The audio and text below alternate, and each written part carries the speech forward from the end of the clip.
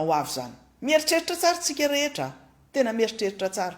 Fa zany akory tsy miteny hoe andao tsika anao fiara-mitatana ka anao gouvernement d'union nationale, anao ifampizara seza de hiaraka-isaika amin'ny Andry Rajoelina sy ny ekipany efa tsy tavavoaka ireo, tratry ny velam-pandrika daholo zay tafiditra amin'izany, ary potika tanteraka zay tolona nataontsika rehetra. Raha miresaka gouvernement d'union nationale resahako eto, tsy mitovy amin'le hoe gouvernement d'entente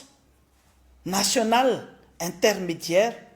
pour les élections, les génies resahako tamin'ny latsinainy. Mbola anokana fotoana mihitsy resaka an'izay zavatra zay, satria mila fatarina ihany koa ny hevitry ny malagasy, satria malagasy no nitondra izany projet zany,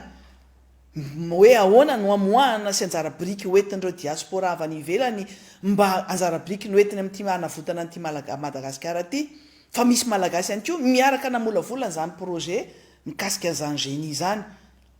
Fa lavitra n'le atao hoe gouvernement d'union nationale zay ketriketrehindry ny mpitondra fanjakana amin'izao fotoana zao hoe aleo asiana fiara-mitatana ihany, andao no semblant de gouvernement d'union nationale, mba misy ampidirina avy any amin'ny fanoherana any, de mba rehefa tsy mety ny tatana de mba misy an'liana hoe itsika nge niara-ny tatana tamin'ny 2023 faraparan'iny ny an'liana ohatra ny nataony ny Andry Rajoelina tamin'ireny tamin'ny tetezamita reny hoe niaraka ny tatana nge tsika tamin'ireny, nanliany tsy fahombiazana tamin'nisy filohan'ny tetezamita tamin'ireny fotoanandro reny, niaraka ny tatana hony de potika ny firenena, de nahazo tsiny zay niditra rehetrarehetra atao anatin'ny gouvernement, de tsy ho tratriny zany velam-pandrika zany tsony tsika rehetra ao anatin'izany resaka gouvernement d'union nationale zany. Gouvernement d'entente nationale, gouvernement d'entente nationale intermédiaire pour les élections, anomana fifidianana tsotra fifidianana fotsiny,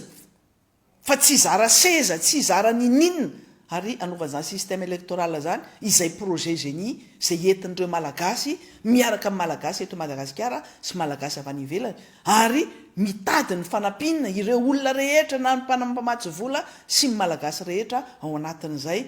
mba hampiova marina an'izany fifidianana eto Madagasikara zany.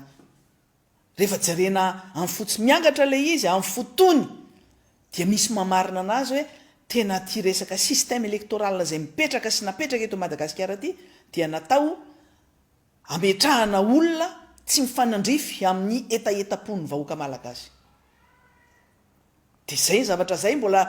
miresaka tsy kelikely an'le izy mba ho azotsika aloha, fa ny zavatra mitranga aloha de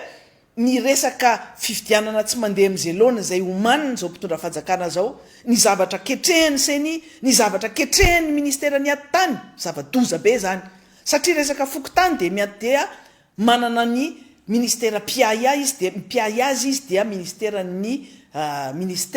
ady-tany zany.